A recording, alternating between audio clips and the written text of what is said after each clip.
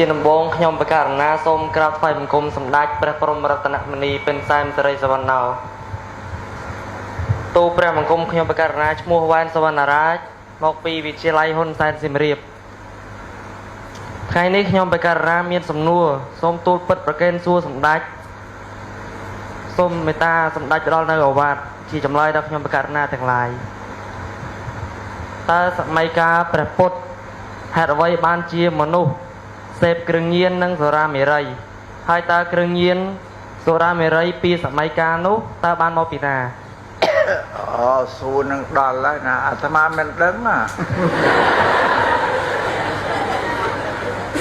ចាល្អសំណួរនឹងកណ្ដនិយាយឲ្យដឹងសុរានេះដើមដំបូងគឺជាធម្មជាតិដែលវាកើតឯងទេនៅនគរពារាណសីសត្វថ្ងៃបេនរេសយ៉ាងក៏បារាំងភាសាបាលីថាវ៉ារណស៊ីខ្មែរយើងថាពារាណសីមានដើមជ្រៃមួយវាធំព្រមដឹងពីកាលណាទេដល់ទៅវាពុកមេឃទេវាកើតជារូងនៅកណ្ដាលមេឃសាខាបែករូងចាគេប្រង់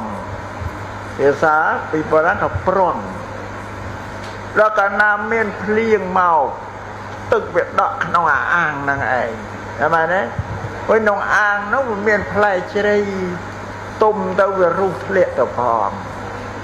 ហើយមានសត្វសេកអីទៅនាំស្រូវសលៃស្អីយកមកស៊ីទៅវារុះចូលក្នុងប្រង់ហ្នឹង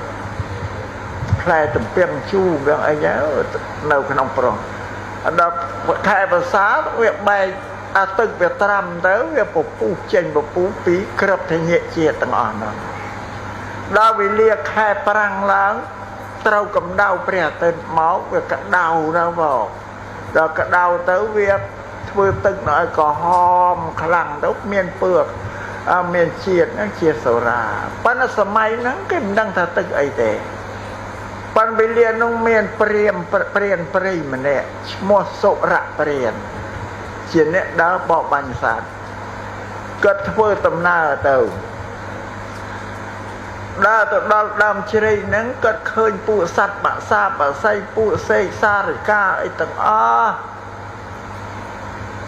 វាផឹកទឹកហ្នឹងវាស្រវឹង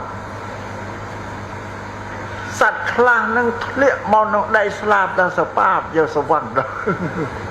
គឺនិយាយគ្នាកកែកករីសត្វខ្លះហ្នឹងវាតោងមេឃជ្រៃហ្នឹងដើរឈប់ដើរទៅលើមេឃបានវាបតោងពីក្រោមណាចាដល់អញ្ចឹងសូរៈព្រានព្រៃក៏ឃើញក៏ឆ្ងល់តែយីចុះសត្វបាក់សាបអាស័យទាំងអស់នេះក៏មានកាយវិការអីប្លែកដែរមានហេតុអីហើយវាអាធ្លាក់មកដីស្លាប់អត់មានកដោសបាបលៀនទាំងអស់ពុញនិយាយនេះទៅចេះទៅចាយដល់ក៏ឈោកគិតពិចារណាមើលក៏ថាប្រហែលជាដើមជ្រៃនឹងមានអីហើយយ៉ាងតែអញ្ចឹងក៏ឡើងទៅមើលដល់ទៅមើលឃើញទឹកហ្នឹងហើយទឹកឡើងក្រហមខែប្រាំងឡើងផងគាត់អង្គុយសម្លឹងឈរសម្លឹងលើដើមជ្រៃហ្នឹងទឹកហ្នឹងដល់អញ្ចឹងគាត់ពិសោធន៍ក៏យកស្លឹកជ្រៃហ្នឹងក្បង់ទៅកន្ទោងក៏យកមកទឹកនោះមកពិសាមើលទៅធម្មតាមនុស្សដែលមិនដែលប៉ះសោះកាលណាប៉ះនៅទួយទៅវាប្រែប្រួលហើយបងស្អាតកើតចិត្តរីករាយសប្បាយឲ្យចង់ច្រៀងចង់រំតែម្នាក់ឯងអញ្ចឹងណាពេលព្រោះឃើញសัตว์វាទៅចេញទៅចាយគឺសូឲ្យជីវសប្បាយវាបំពងយំតាមភាសាណាដល់សូរៈព្រានហ្នឹងក៏សាកទឹកទៅវាមានជាតិស្វឹងណាក៏ចង់ច្រៀងចង់អីលេងផងចង់មកវិញក៏ដេកក្រោមដើមជ្រៃអានេះក៏សប្បាយណែតដងសង់ទីម៉ងទៅតែដល់នឹងទៅវាអស់ជាតិនោះស្មានតែយីទឹកនេះធ្វើឲ្យមនុស្សរីករាយណាធ្វើទឹករៀមមិនទៅមានឈ្មោះស្រាទេមិនឲ្យឈ្មោះថាទឹករីកអាត្មាផើទៅធ្វើឲ្យចិត្តសប្បាយរីករាយដល់អញ្ចឹងធ្វើម៉េចក៏ចាប់ពួកសត្វអត់ដែលសវឹងធ្លាក់ចាប់ចងដៃចងជើងមកហើយអាបំពង់ធម្មតាព្រានព្រៃមានបំពង់រស័យគេពីសម័យដើមបំពង់រស័យគេដាក់ទឹកទៅ ก็ចាក់ទឹកនឹងចោលអស់ទៅដួសយកទឹកនឹងមកដាក់ក្នុងកំពង់ហ្នឹងក៏ស្ពាយទៅហើយចងសัตว์នឹងឯងមកបាច់យកទៅផងមិនកើតនេះទៅក៏បរិភោគសាច់សัตว์អស់មកគ្រាតែក្រំដើមនៅសវឹងនោះក៏ចង់ស៊ីសាច់ក្លែមអីអាហ្នឹងក៏ចងសัตว์មកបាច់ក៏ដើរតាមដំណើរទៅតាមមាត់ស្ទឹងវ៉ារ៉ាណស៊ីនៅមានស្ទឹងគេនៅស្ទឹងពីបុរាណហ្នឹងទៅជួបនឹងឥសីមួយហ្នឹងឈ្មោះវរណីដែលតាបងឈ្មោះវរណីគាត់ធ្វើអាស្រមនៅមាត់ស្ទឹងហ្នឹងចម្រើនធ្វើដល់សូរៈព្រាននឹងដើរទៅដល់ក្នុងអាស្រមឥសីនោះក៏ទៅនិយាយបបួលឥសីនឹងសាកមើលទឹករីករាយហ្នឹងឯងឥសីហ្នឹងក៏សាកលោមើលដល់សាកលោមើលអាទឹករាយឥសីហ្នឹងដាច់ឈានអស់ទៅបើស្រាដាច់ឈានសប្បាយរីករាយហើយក៏នាំគ្នាចង់ស៊ីសាច់សត្វវាយសត្វនោះដុតស៊ីទៅឥសីទៅនៅព្រៃយូរហើយអត់មានតែបានស្គាល់រសជាសត្វក៏សប្បាយរីករាយបើអន្តរាយសិលហើយឥសីដាច់សិលហើយជាដល់រួចហើយក៏គិតគ្នាទៅយីទឹកនេះសប្បាយរីករាយណាបើអញ្ចឹងយើងគិតដងទឹកនេះទៅថ្វាយព្រះរាជានៅក្រុងពេរិណសីតែប្រកាសជាបានរង្វាន់ហើយក៏ទៅដងទឹកនឹងយកទៅថ្វាយស្ដេចដល់ទៅថ្វាយទៅក្រាបទូលស្ដេចទៅទឹកនេះជាទឹករីករាយបានបរិភោគគេទៅប្រាប់ប្រវត្តិហេតុហ្នឹងទៅទឹកនឹងវាកើតធម្មជាតិអីចឹងណាដល់ស្ដេចលោកសោយទៅវាសប្បាយរីករាយចឹងមែនហើយតាំងប្រាប់អ្នកទាំងពីរហ្នឹងសូរៈព្រានហើយនឹងវរុណឥសីហ្នឹងវរណីហ្នឹងថានេះឯងចូលទៅរក្សាទឹកនោះកុំឲ្យនរណាទៅប៉ះពាល់សមឲ្យដងយកមកថ្វាយយើងណា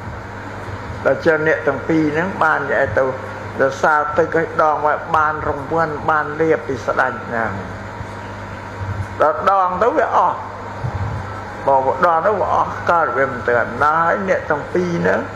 ទៅពិសោធន៍មើលទៅក្នុងនឹងមានអីទៅមើលឃើញក្របធាតុនេះជាតែស្រូវសលៃបានថាអូអាហ្នឹងកើតពីជាតិដែលប្អូនណាមុនដំបូងនោះបានទៅដកស្រង់បង្កើតផលិតខ្លួនឯងធ្វើជាស្រាហ្នឹងឲ្យsaoទៅដកចឹងបងយកទៅថ្វាយស្ដេចរួចហើយគេមិននឹងឲ្យឈ្មោះទៅឲ្យឈ្មោះព្រានព្រៃសុរៈហ្នឹងឯងស្រាហ្នឹងយកឈ្មោះព្រានព្រៃដាក់តសុរាសុរៈព្រានហ្នឹងដែលកើតឡើងនៅនគរពារាណសីប្រជាបរដ្ឋភស្រាវិនិច្ឆ័យនគរ3គឺនគរសាវត្ថីមួយសាកេតមួយនឹងពារាណសីមនុស្សទៅដេរឆានទាំងអស់លេងគិតអីឲ្យស៊ីទៅផឹកទៅ